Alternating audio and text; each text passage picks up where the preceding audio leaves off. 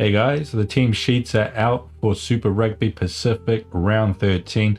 In these best picks videos, I share with you my thoughts about which players you should be paying attention to for the official fantasy competition. Before we get into the picks though, let's take a look at this week's fixtures to see where the points are going to be available. And first up, we have what's probably going to be the game of the round, Crusaders versus the Blues at the new stadium in Christchurch. This is going to be Friday night. Of course, it's a covered in stadium, so we don't have to worry about the weather forecast at all. How good is it to have another one of these covered in stadiums in this country? Anyway, for the Crusaders, not a lot of changes. Revez Reihana, he's back in the saddle. That makes a big difference, I think. Taha Kemara is out. Severis is back as well. For the Blues, Off is back, but the propping stocks are looking a little bit thin for the Blues, I think. Signet goes to the bench while Malachi Rampling is back in. And this game, I think it's probably going to be a bit of an arm wrestle. Blues, they handled the Crusaders pretty comfortably at Eden Park earlier in the year. But I mean, that was so long ago now. The Satyrs, they were pretty out of sorts back then. But I mean, last week against the Canes, they looked relatively tidy, right? A lot better than they have looked for the rest of the season. Whereas for the Blues, I mean, they can't seem to get through a game without just having some sort of like self-imposed adversity, right? Like they're still one of the most penalized teams in the competition, and they've really had to just sort of squeaky bum their way home a lot in recent weeks. But I mean, that still counts, right? I mean, that they still win. So yeah, it's going to be a battle. I'm going to go with Crusaders this week, though. They are at home, but I think it's going to be like a pretty close one, like a 28-25, 30-25 type of scoreline. And fantasy-wise, this honestly feels like a hard fade for me, to be honest, especially in the backs. The forwards, not so much. Forward picks will probably go okay, but yeah, just feels too much like an arm wrestle to me to be kind of juicy for fantasy. Then after that, on the Friday night at Suncorp, Brisbane, we have the Reds against the Chiefs. Weather forecast at the moment definitely looks like it's going to be good for this game. And I mean, with the teams mostly the same for the Reds. Carter Gordon's rejoining the team though, although he is going to be on the bench. Chiefs, they've named a stronger lineup, I think, than they had last week, but there is the major absence of Leroy Carter this week. There is still a lot of firepower on the bench though, so it's not like they're depleted for this one. And the Reds, they've been on the up since their upset loss to the Force at home in Brisbane. And I mean, that game against the Blues, that really could have gone either way, right? That went to extra time, not much to separate them there. Still kind of hard to imagine them holding out against the Chiefs though, even at home.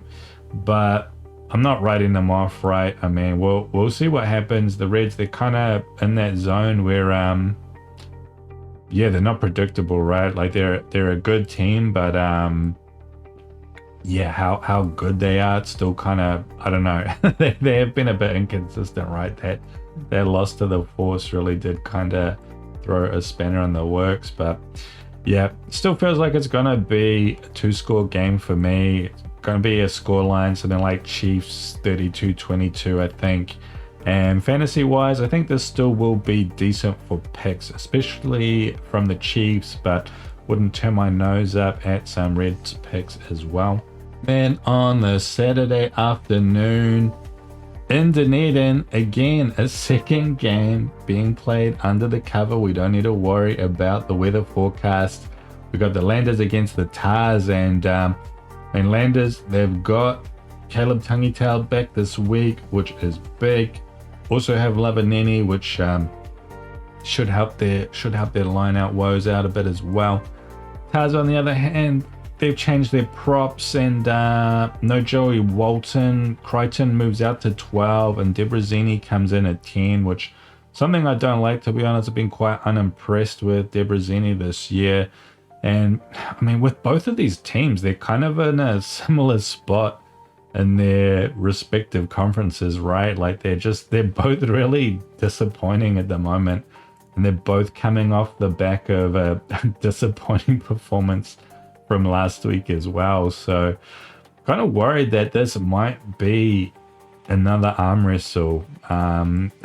Two teams that are just kind of struggling against each other, struggling to get their shit together. But still going to give it to the Highlanders. They are at home. I think it'll be a scoreline that's kind of low, like 25-20.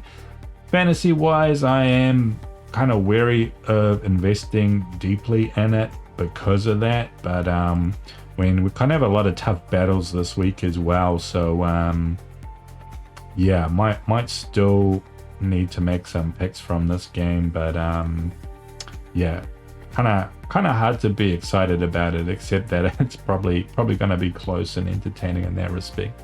Then after that, on the Saturday night in Auckland at North Harbour Stadium, we have Moana versus the Hurricanes, where the forecast at the moment says there is a bit of moisture on the Saturday in Auckland. So check the forecast closer to the game. And with the teams, Moana, they're coming in largely unchanged from their game against the Blues. Minor changes in the locks in the midfield. Havili, he is staying in the driver's seat at 10, which is which is good for them, to be honest. Like what a player Havili is. For the Canes, they've really rung the changes this week, right? Like they're basically arresting everyone and giving the B squad a run. Inari and Cashmore, they're in there at 9 and 10 respectively, but Roigard and Love are injured apparently. Roigard could be out for a few weeks as well, so that's pretty big, to be honest. Johnny Rover comes in there. Geordie Barrett, he's not even on the bench. Interestingly, Kenny Naholo, he has been named. This will be his first game for the year, I'm pretty sure, and but he's on the bench, so nothing to get too excited about fantasy wise yet, but definitely very keen to see how he goes and who he replaces from the bench. I mean, he's kind of like, he was the Whitianga for the Canes last year, right? So yeah, a bit of a head-to-head battle there. So I mean, this is the Canes lineup that's obviously very far from full strength, and when teams do this, when they have a lot of guys out, like even when it's a sort of a very strong team against a weak team, and I mean this is the strongest team against the weakest team, things can still get kind of messy when a lot of players is out, right? Like you lose a bit of that coherency, and I don't think Moana is going to win because of that, but it can just make the game kind of messy and weird. But from a fantasy perspective, that can still be very good, right? Because it can mean, there's a bit more sort of loose ball, and it could let the opposition into the game a bit more as well to get more points. So Moana players, they could be, decent options this week. And I expect this potentially could be pretty high scoring game, right? Something like a 45-25 type thing. And it's an element that's kind of difficult to weigh, but it's definitely something that's possibility. And either way, you're probably not going to go wrong investing pretty heavily in the Hurricanes. Then our final game of the round, it is the Brumbies against the Fours in Canberra at GIO Stadium. Weather forecast looks clear, pretty good conditions, and look, with the teams, pretty similar lineup for the Brumbies this week. Sapsford's replacing Muirhead, who goes to the bench. Pollard's back, but he is on the bench as well. And for the Force, Ekuasi is back, which is definitely a boon for them. So Jeremy Williams, he gets to move back to his favoured spot in the locks. And yeah, there's another game I'm thinking that could be an arm wrestle, right? Like the Brumbies I mean, they haven't looked good since the start of the season, and they were in the fight against the Reds last week, but ended up a pretty clear second place in that one. So, and yeah, the Force, they've been picking up wins lately, and otherwise, even when they're not winning, they've been a really tough nut to crack, right? Like, not necessarily conceding a lot of points. So, I mean, this game, like, it's really got the opposite of excitement written all over it. The Brumbies, I mean, historically the Brumbies should handle the Force pretty well, but yeah, I just got a feeling this could be another arm wrestle. I still give it to the Brumbies though, because they're at home, but yeah, it could be something like 27-22, something underwhelming like that. Fantasy wise, don't really love this game, but yeah, because there's quite a few tough matchups this week. Yeah, this is probably a game we will end up making a few picks from. Now, if we get into the actual picks, starting with the outside backs, the big guns, you got a few options here. I've gone with Whinianga Nofo, Kyron Tamai-Falau, and Caleb Tangitau. You got other good options though. You got Sid Harvey, you got Jogo, maybe Corey Toole as well. You got other Hurricanes like Morby, Harkin if you want to double down, maybe even triple down. But with those Hurricanes outside backs, you do kind of probably want to think about the substitutions puzzle a bit. Like I said, Kanina Hollow is on the bench. Who's he going to replace? Is it going to be Whinianga Nofo? Is it going to be Morby and he just goes to 14? I got a suspicion that Callum Harkin, he could end up moving to 10 for this game because there's no 10 on the bench for the games. There's Balin Sullivan, who is a 13/winger. And yeah, if Cashmore, if he does struggle with 10, like the only solution is going to be to move Harkin there. They might decide to do it anyway. If that happens, maybe Morby goes to fullback. And then, you know, there's room for both Whinianga Nofo and Hollow. But then what happens with Balin? I mean, we'll talk about that a bit later when we talk about the midfield. Chances are he's going to be replacing someone in the midfield. So, yeah, think about that a bit with those Hurricanes, substitutions and bench movements. Whinianga Nofo, he has a chance to be substituted, but it's still kind of hard to look past him, right? I mean, with the form the guy's in, it's just you kind of just gotta pick him, right? And if he gets subbed, well, so be it. With the other two outside backs though, and I've gone with Tamai-Falau and Tangitau. Tamai-Falau, I mean, didn't necessarily get a lot going in that Hurricanes game, but you know, that's a tough matchup, right? But in the Moana game, he was tearing it up.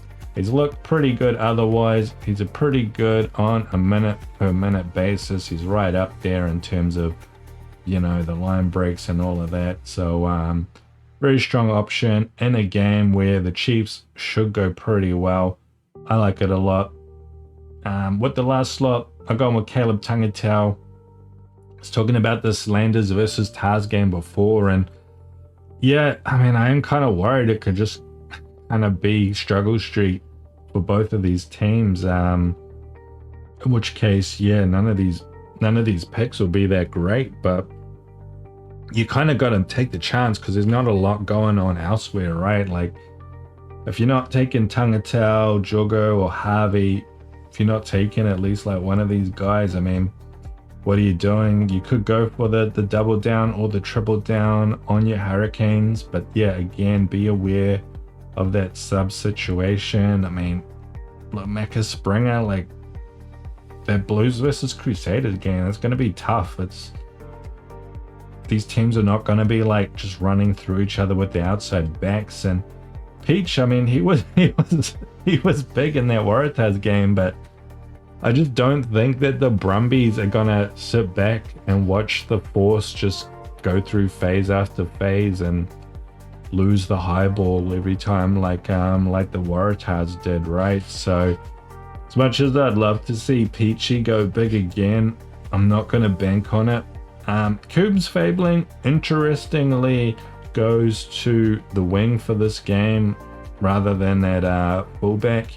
So he's in line for more points maybe than he would normally get opportunities for. But when Kyron Talmoifalau's there, I mean, he's kind of the option I'd prefer, right? If the Chiefs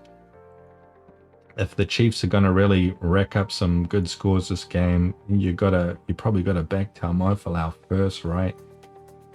Corey Toole, again, it comes down to how you feel against the Brumbies versus the Force. Like, I feel like most people probably aren't as worried about an arm wrestle as I am for that game.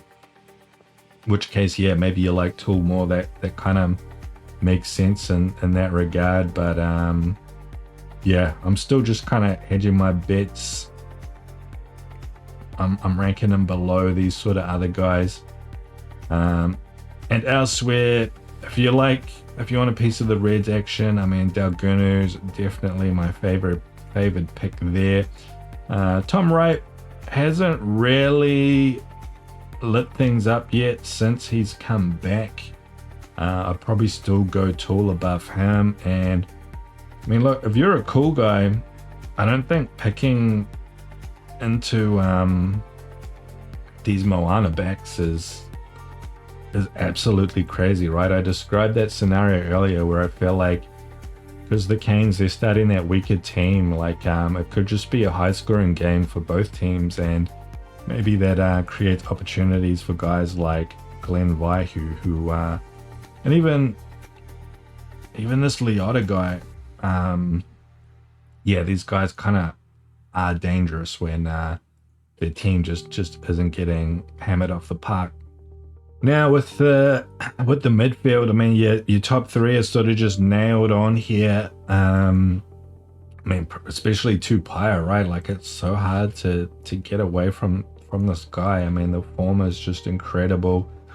For your second slot though in the midfield, I mean, things get a little bit tricky here. Like with Proctor, you know, he's in line for good points coming up against Moana, but you do have this sub situation with Balin Sullivan on the bench, and who's he gonna replace, right? Like, he's probably gonna replace a midfielder because they already have Kanina Hollow on the bench as well. And if it replaces a midfielder, I mean, it's probably got to be a Proctor, right? Because I don't think I've ever seen Balin play 12.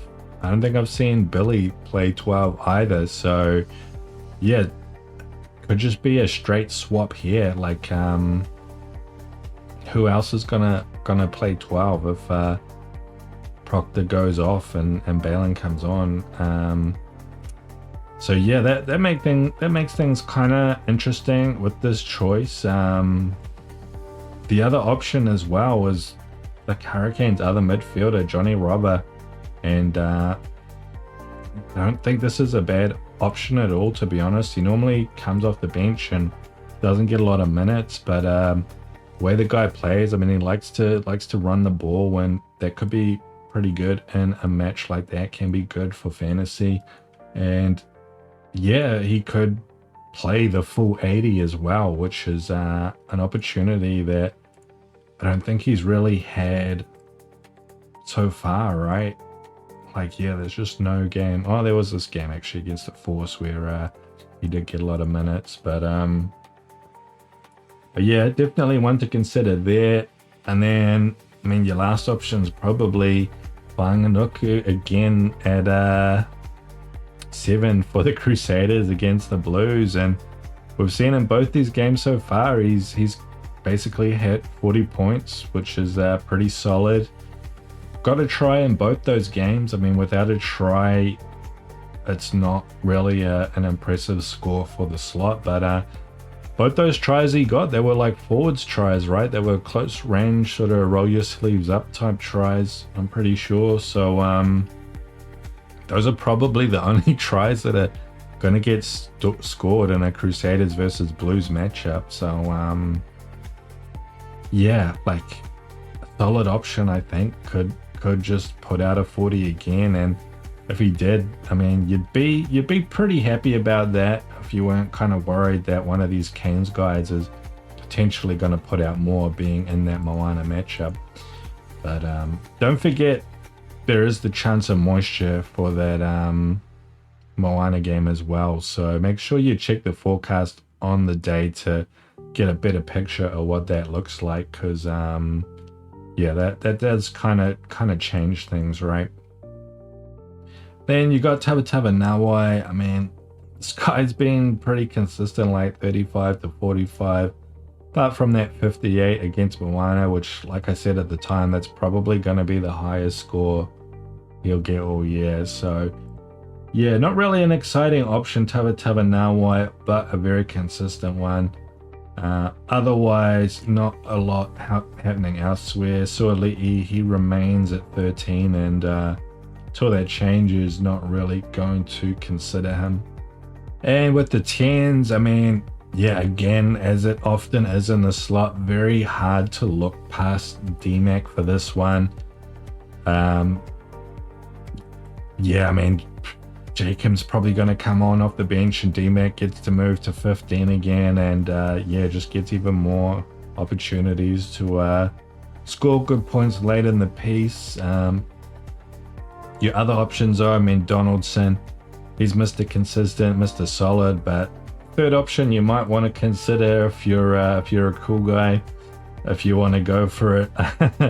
Lucas Cashmore, right? I mean, this guy, how many games? He's only played like a couple of games at the start of the season. He's only got 30 minutes of game time total. So, yeah, very, very green. Not a lot of game time at all. But, I mean, he's playing against Moana. The guy's fast. Like, you know, potentially he could carve it up. And there's no 10 on the bench. But he could still end up being replaced by Callum Harkin, right? Or at least Harkin could move into that slot when someone else comes in off the bench. So might not get the full 80, but yeah, this is a greedy pick you can go for if you want to have some fun. Then with the 9s this week, no Cam Roigard this week. He's injured. Apparently could be out for 3 to 4 weeks, something like that. So we have to make decisions again in the slots, and Noah Hotham is the other guy who's been very, very good this year. Not that far off Roigard, to be honest, but he's in a tough matchup up against the Blues. So yeah, probably not necessarily going to be a lot of those sort of sniping options available to him around the edges of the ruck that usually makes him a lot of points. So when you're looking at other options, I mean, Lennox, he's kind of the big one that stands out to me. He is a bit of a gamble, but yeah, he's just another guy that is in that sort of mold. Like he's super fast. He has a running game, and that can potentially translate into very, very good fantasy points, which we have seen already, like in that Blues game. And this is a home game against the Waratahs, so you know, you can't bank on, you can't trust the Highlanders to come out and put up a good score, a good game. But yeah, the opportunity is there, and that's kind of the shot we're looking for. Other options though, I mean, Xavier Rowe, his numbers are pretty good on a minute by minute basis, but I mean, Ratima is on the bench, and that just severely limits the minutes that Rowe gets, right? He often does go off quite early to make room for Ratima. Another out there option may be Augie Pulu as well. Again, his numbers aren't so bad on a minute to minute basis, and like I was talking about earlier with this Moana versus Canes match, with this sort of Canes B team, things could get a bit loose. That could create opportunities for these Moana guys. One of those guys could be Augie Pulu. So yeah, that's another sort of more out there option that you can have a crack at if you're looking for that sort of thing. Then with the back row, that usual sort of top 4 core is looking strong as usual. Tupo Tailoa, just like I said about that Moana versus Hurricanes game, there could be opportunities for Moana guys if things get loose with the Hurricanes B team on the field. So that makes things good with Tupo Tailoa. I mean, he's pretty good even in the toughest times as well. Pete Samu, again, he's just another guy that is racked up a lot of points in a lot of categories. Not in the toughest matchup either against the Waratahs, against the Highlanders. Potentially could go well. You got Fraser McWright. He's been back into form lately. A couple of good scores here, 53, 37. Coming up against the Chiefs, that is tough, but it is at home. He can be good on the defensive side of the ball as well. So, yeah, definitely think that's a legitimate pick, as it always is. Dalton, been super solid this year. Very, very tough matchup for him. Like, probably a low chance of a try, but he is pretty solid anyway, right? Gets a lot of points out of tackles and other such things. But if you look at my picks here, I mean, I got Tupou Tailoa, Pete Samu, and Braden Iose.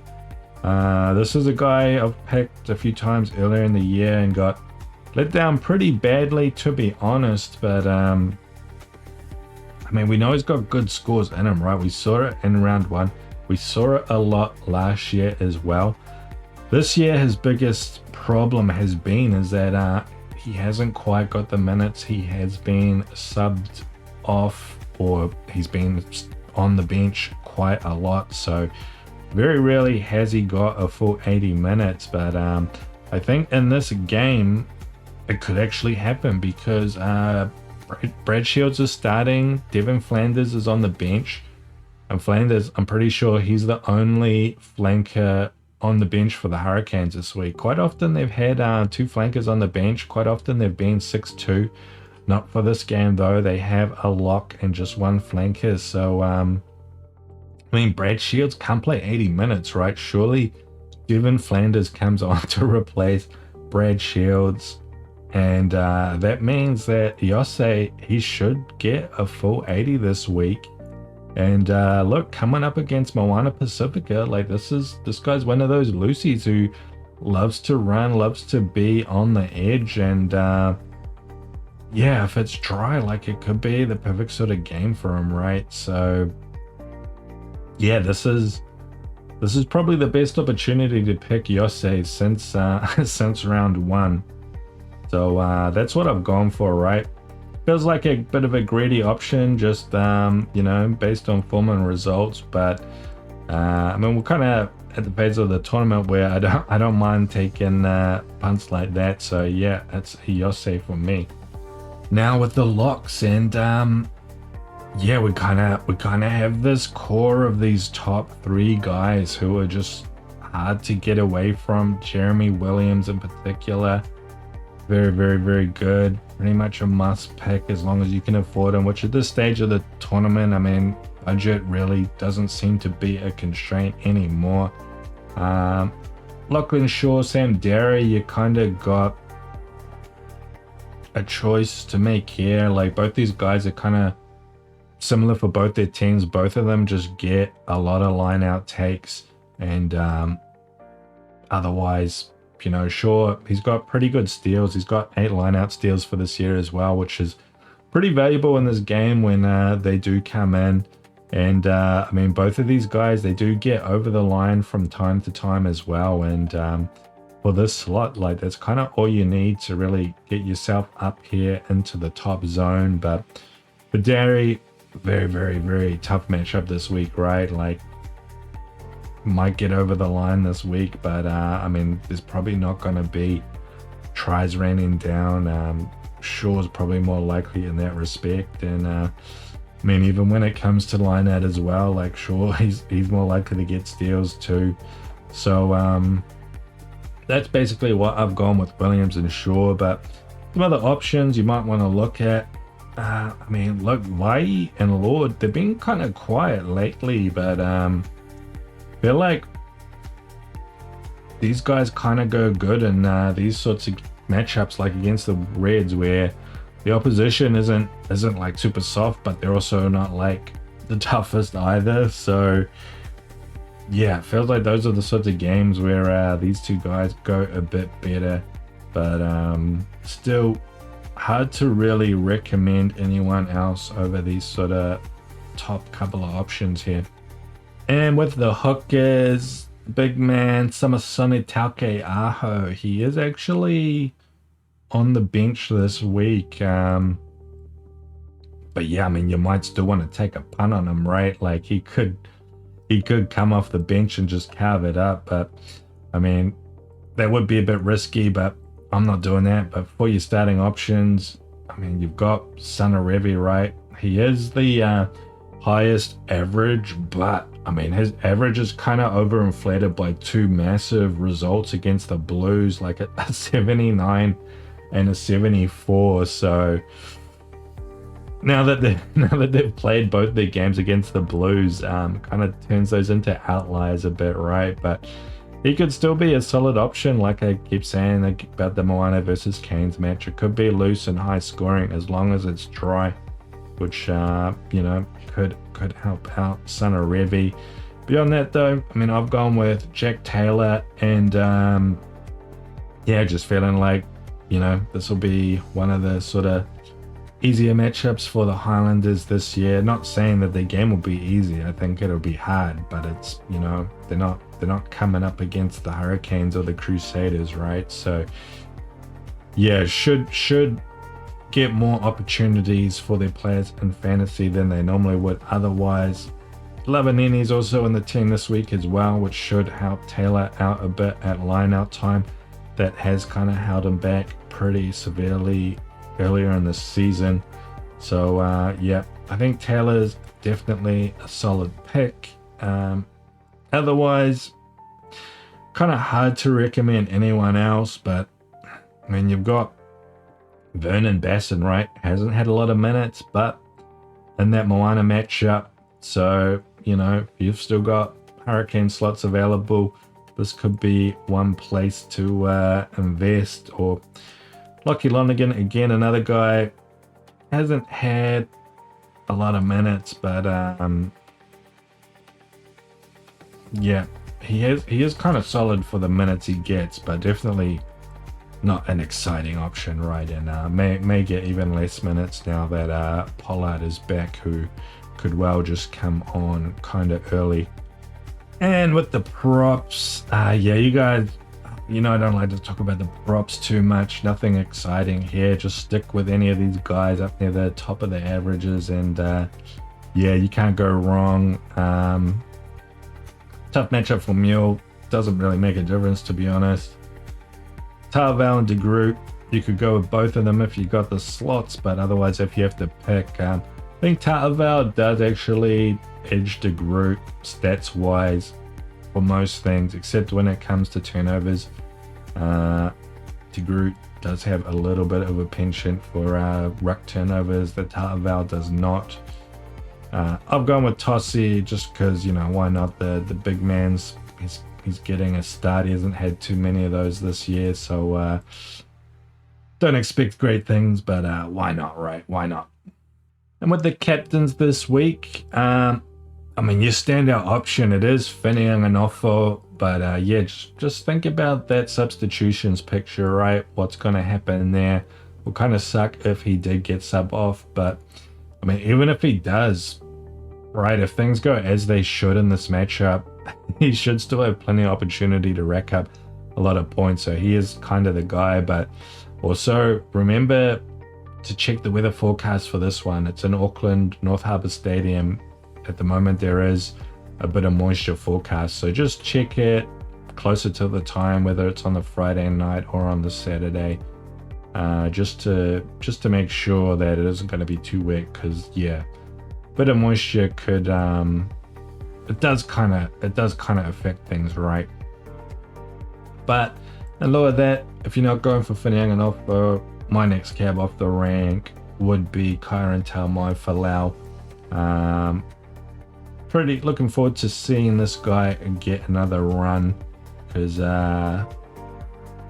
he looked good in that Canes game as well. Even though he only got 32 points, did get a try, but at the end of that Canes game, he was going looking for the ball, and he was just trying to create things by himself, and not necessarily a great way to play in a team, but great from a fantasy perspective, right? That's what we want to see. We want players to be greedy, just go get the ball and try and take on the game by themselves.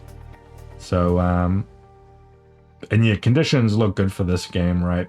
So shouldn't need a third backup option, but if I did, maybe DMAC, I guess. DMAC? I don't know. Yeah, Taki Tau feels like he could be kind of risky. DMAC would be pretty safe. Safe in terms of, you know, he's not going to bomb and only get 20 points, right? But yeah, that's probably the extent of my thinking for captains. And if somehow you haven't used any boosters, I mean, yeah, you got any boosters left, you use the same logic, right? Triple captain, go for Whanianganofo, go for Kyron if it rains, or just use co-captains on both of them.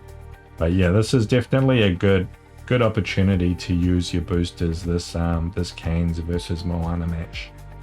Anyway guys, that'll do it from me. Hope you found this video useful. Let me know your thoughts in the comments, what picks you're looking at.